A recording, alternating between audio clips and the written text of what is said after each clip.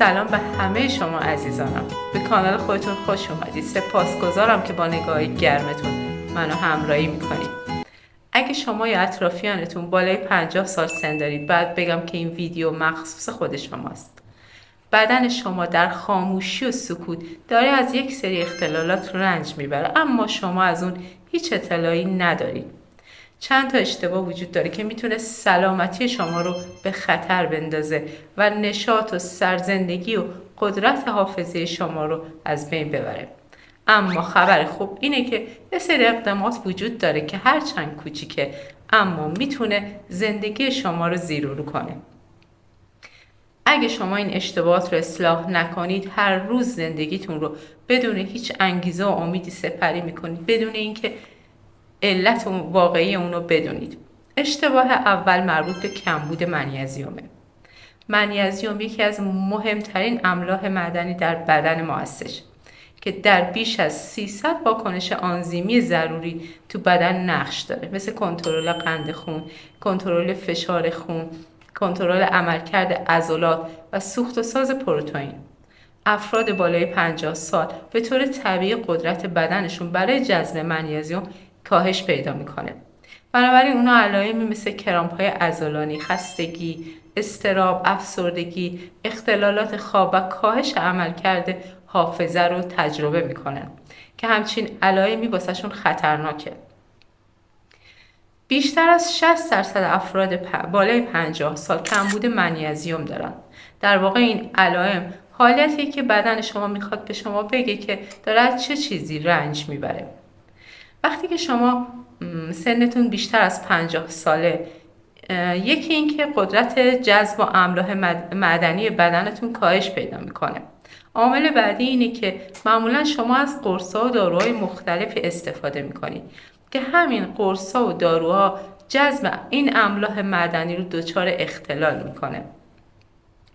و شماره بعدی اینه که رژیم غذایی شما هم غنی از این املاح معدنی نیست. حالا چطوری میتونید سطح منیزیم رو در بدن خودتون تنظیم کنید؟ چند تا تغییر کوچیک برای تنظیم سطح منیزیم شما کافیه.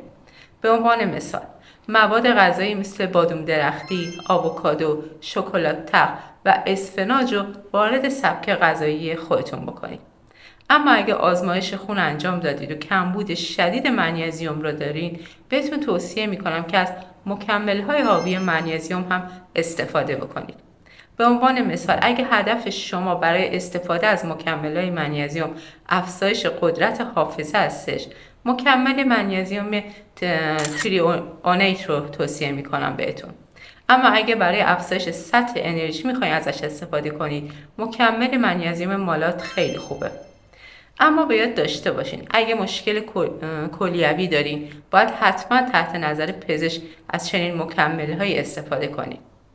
جالبه که بدونید منیزیم حتی احتمال بیماری‌های قلبی عروقی و انواع سکته رو هم در شما کاهش میده. به عنوان مثال، یه مطالعه در سال 2019 نشون داد که اگه شما فقط روزانه 100 میلی گرم مکمل منیزیم استفاده کنید، میتونید نرخ ابتلا به انواع سکته رو تو خودتون تا 2% کاهش بدید. دوستان عزیزم، این مقدار عدد قابل توجهیه. پس باید حتما به دریافت مکمل‌های منیزیم توجه داشته باشیم. اشتباه دوم مربوط به کمبود ویتامین دی هستش. ویتامین دی فقط برای استحکام استخوان‌های شما نیست. برای عملکرد درست سیستم ایمنی، تقویت و قدرت محافظت شما از بیماری‌های قلبی ضروریه. اگه پاهاتون مدام درد میکنه و یا اینکه در طی روز مدام خسته و بیحال هستید، باید بهتون بگم که دچار کمبود ویتامین دی هستید. به خصوص که با افزایش سن خیلی از افراد بیشتر تایم خودشون رو داخل خونه سپری میکنن و تقریبا هیچ گونه تماسی با نور خورشید ندارن. در حالی که روزانه 15 تا 20 دقیقه تماس با نور خورشید میتونه نیاز شما رو به ویتامین دی برطرف کنه.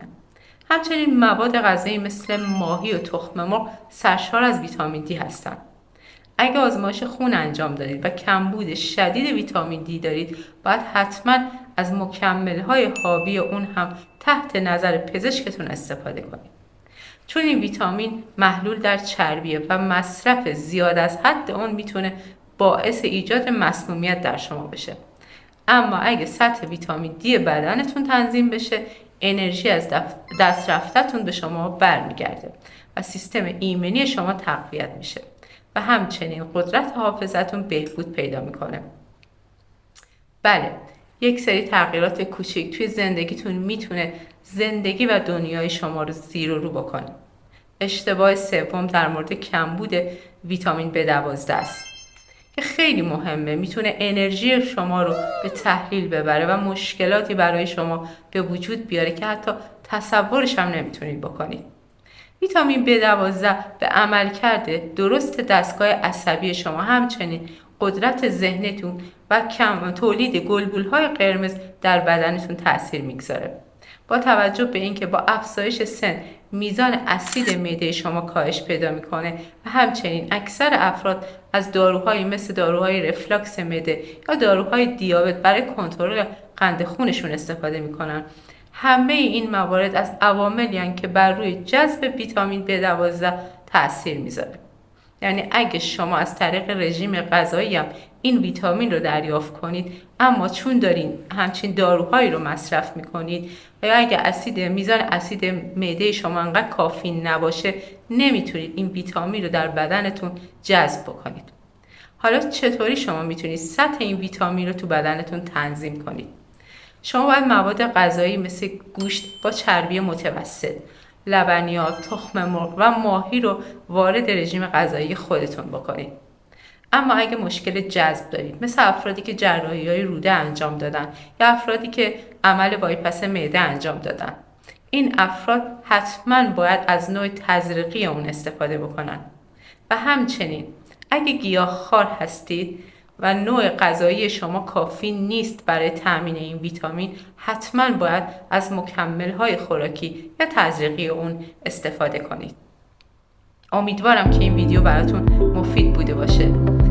برای شما عزیزان دلم آرزوی سلامتی و تندرستی دارم. دوستتون دارم. تو ویدیوهای بعدی میبینم.